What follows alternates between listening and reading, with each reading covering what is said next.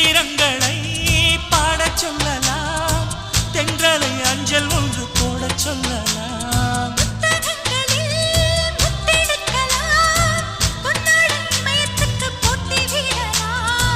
பூமிக்கு பொட்டு வைத்து பார்க்கலாம் பார்க்கலாம், பூவுக்கும் ஆடை தைத்து போடலாமா?